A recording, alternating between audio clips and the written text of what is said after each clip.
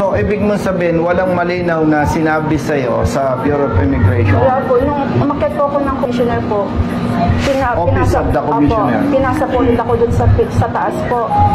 Kanina pa ako nag-observe sa'yo eh. May nakakausap ka sa office, di ba?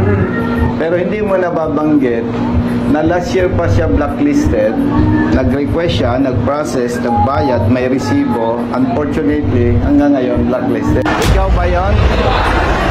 Isa na naman natin kababayan ang tinulungan ni Coronel Busita dahil ang kanyang asawa na foreigner na hold sa immigration ng 4 na araw dahil ito ay blacklisted last year, pero bakit hanggang ngayon blacklisted pa rin kahit na complete ang population? So panoorin nyo kung paano tinulungan ni Coronel Busita ang babae na to na na-hold ang kanyang asawa sa immigration ng 4 na araw. Bayaran ko po na blacklist po na sir.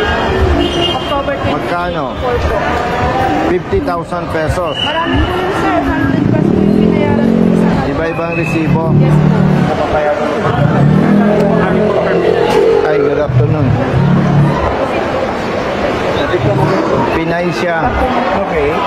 May information siya na na-hold yung kanyang mister. Kasal siya. Muhammad po. Muhammad Izzeldin Sid Ahmad po. Ibrahim. Ito, Muhammad Izzeldin. Blacklisted po siya. May mga receipt siya dito na inayos niya, binayaran niya, brother. Brother, excuse me for your information lang, public service. So, naka-record tayo ha. Ang gusto nating malaman, anong status niya ngayon? Sir, ang sinusunod po natin as protocol po dito, kung ano po yung nakalagay sa database namin. Kung dumating po ng June 17, blacklisted pa po, ibig sabihin, hindi pa po lifted ang ating yung blacklisting niya. Ang only the commissioner po ang Yes. ano po. So mag-i-intay po tayo ng order from the commissioner, and then sila na po mismo ang maglilip doon para po matanggal dito. Naintindihan ko, kaya nga ako nag-check dito kung nandito. So, based on your data, Yes. nandito yung tao. Pwede bang bisitahin namin? Kailangan po natin ng escort po sa airline. With respect sa iyo, brother, siguro ikaw magko-coordinate. Sige po, tara po. Sige lang. Passes na lang. Po tayo sa Sabi po ni KM Arlen, kasama na lang daw po tayo sa opisina ni General Manager Lito Alvarez kasi sila lang daw po ang po pwede mag-approve. Wala po. Okay, sige. Sasamahan na lang tayo. Okay, sige. Ang gawin. Sinong pwedeng makausap namin? Inform ko lang po yung hospital. Sige. Kailangan po Sige, mabilis lang kamo. Thank you. Brother, good afternoon. Meron kasing lumapit sa akin, kababayan natin, Pinay.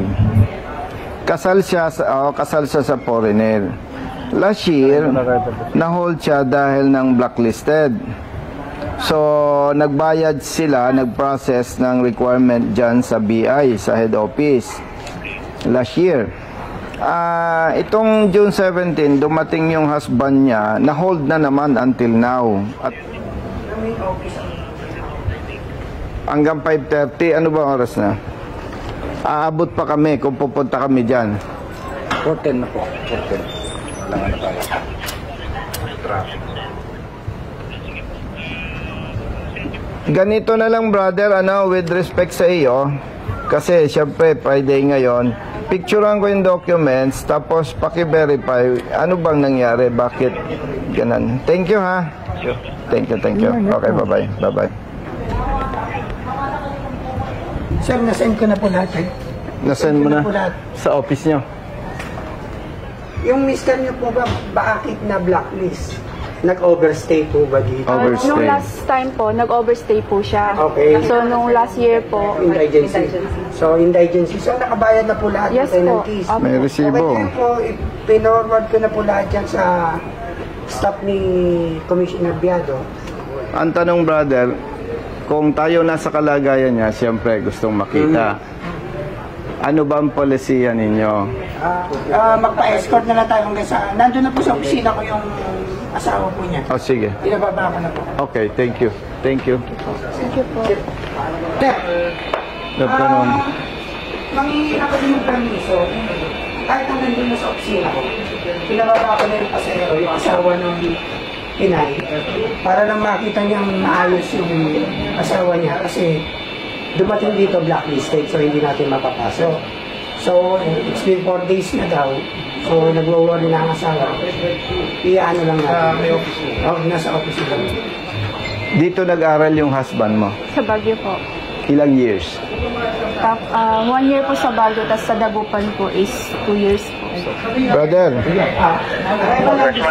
yes. Check ko na po, initially, hinahanap lang itong doctor. Hindi po kung nasaan. Pero naipilit ko na rin po sa terminal pag yung subject natin. Anong status niya? Hinahanap pa po yung documents po niya. Right now, pinapatrace pa po namin. Alam na rin po ng support staff namin, inasikaso na po nila Robertson. So, So, anong... balikan ko po kayo once ma-confirm namin kung nasaan yung documents. Kasi sa records po namin, wala nang natatransmit sa Office of the Commissioner. So, most likely, nasa legal division pa po siya. Tinitrace lang po ngayon. So, anong magiging possibility niyan kung makita ninyo na hindi pa approve po? Tingnan po natin Congressman kung nasaan yung papel para doon po sila makapag-assess yung mga lawyers po namin dito sa Office of the Commissioner po. Actually, kaya ito pumunta sa office ko, hindi na malaman kung saan makikipag-usap at kung anong gagawin eh. Oo, kaya kami umeepal. Anyway, hindi mo naman kasalanan yan, ano? Wait ko na lang kung anong advice ng BI. Sige po sir, antayin ko lang po yung sa legal po para makita lang nila yung documents, then ma-assess ko yan kung ano talaga yung course of action na gagawin po. Okay, please. Okay sir, sige po. Okay, bye-bye. Bye-bye. Si Colonel Busita po, accompanied po niya yung isang asawa ng excluded passenger na naka-ano ngayon sa exclusion via Philippine Airlines po dumating. Since blacklisted po, hindi po nakapasok. And nag-worry po ang asawa. Hindi po, blacklisted po talaga. So, hindi po talaga.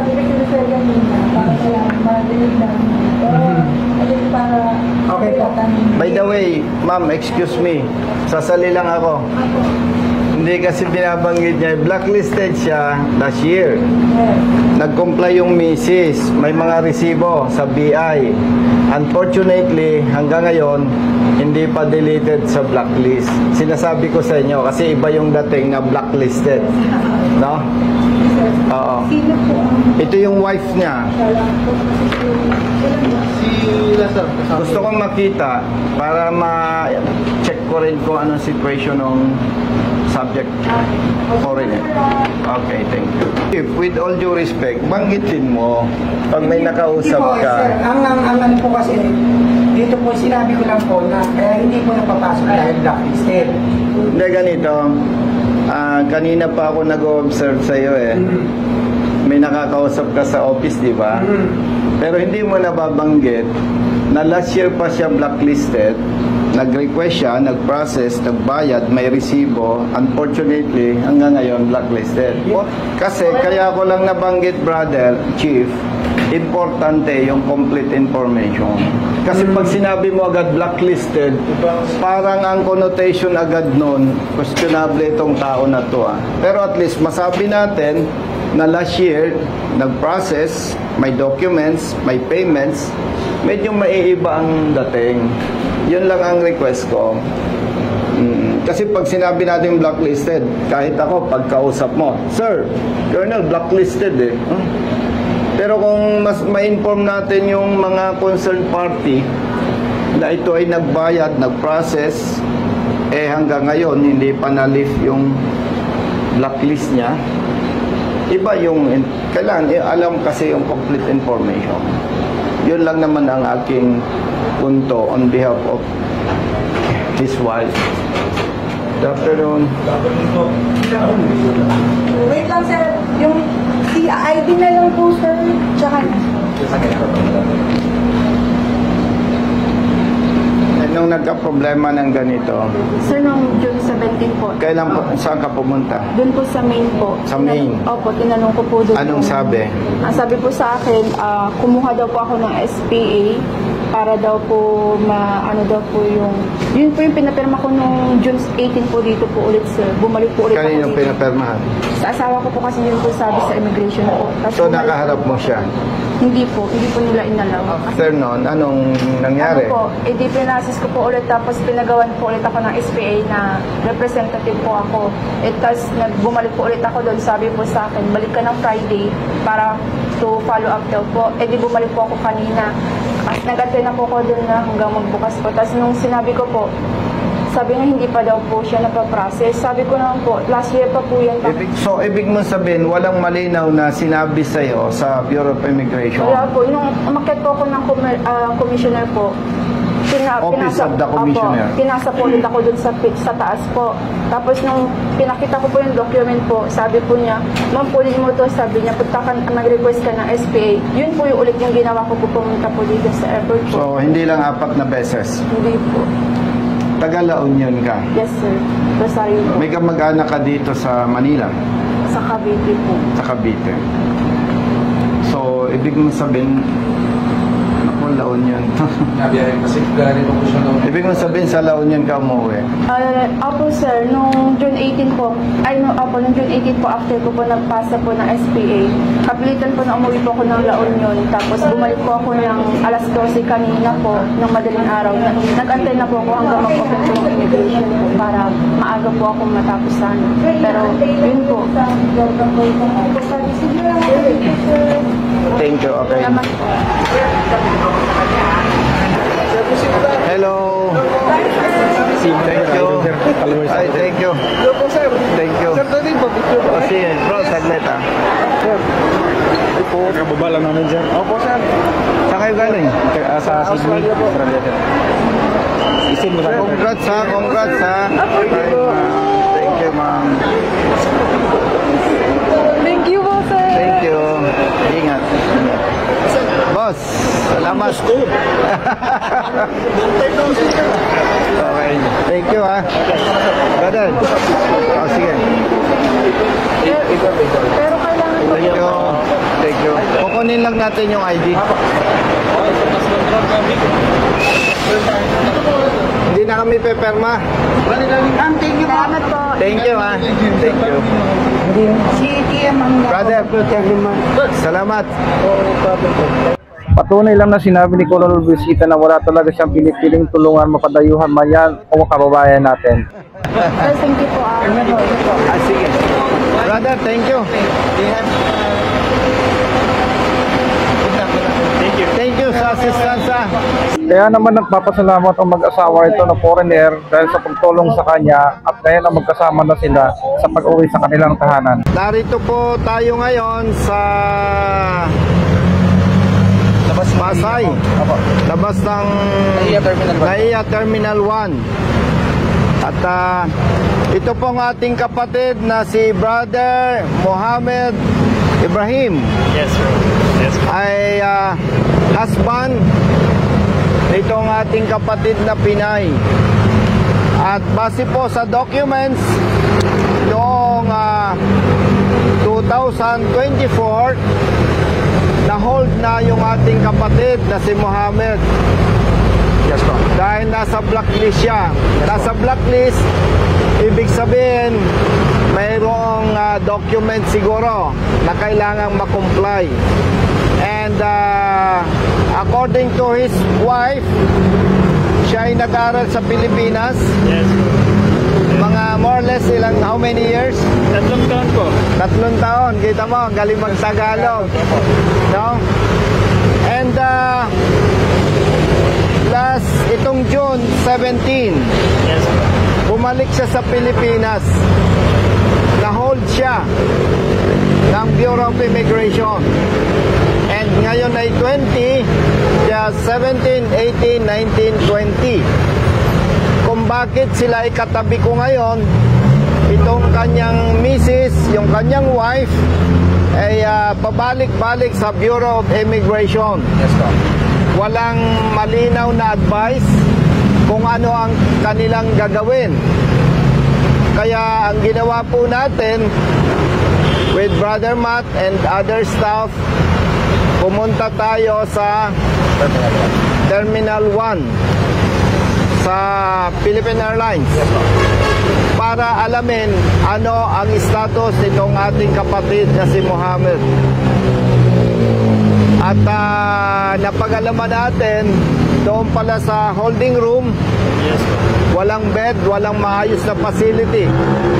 Para kang nasa isang open office lang. Open office, tama? Yes, po. At hindi maganda, hindi nakakatuwa. And mabuti na lamang, Brother Matt, mayroon tayong kaibigan sa Bureau of Immigration. Agad-agad nating naitawag ito. Hindi naman natin binaraso. Ang sabi natin sa kanila, ano ba ang status? Ano ba ang dapat nilang gawin? So, nakita nila sa files na sila ay may application, may mga resibo ng pinagbayaran, at yung kanilang application ay dated October 11, 2024. At ngayon ay June 20, 2025.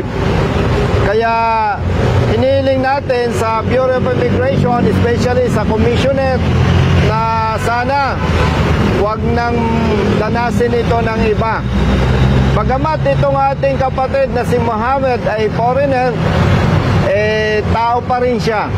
Ibig sabihin tao, dapat ay tinatrato siya ng tama sa pamamagitan ng pagproseso ng kanilang documents sa lalong madaling panahon. Hindi katulad nito, ilang months lang inabot, no?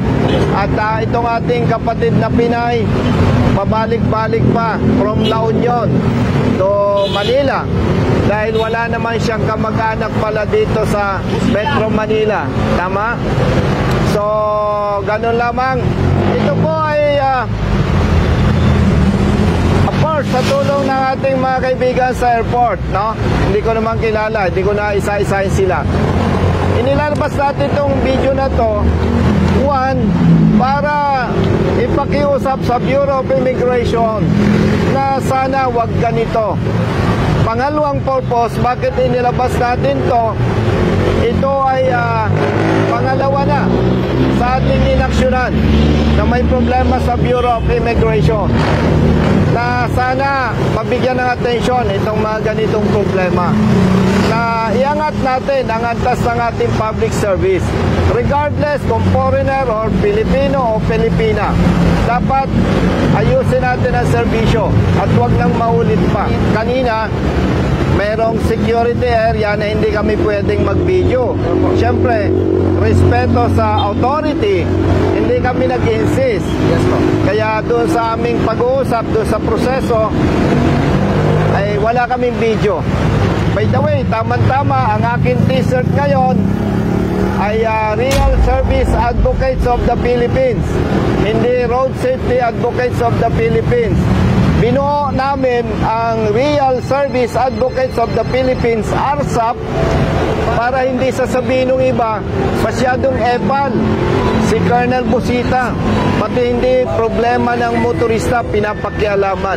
At sa ating mga kababayan na magkakaproblema, na nangangailangan ng tulong, yes, sir, basta legal, basta tama, kakampi po ninyo kami. Congratulations. Thank you. Okay, sir. Thank you, sir. Congratulations.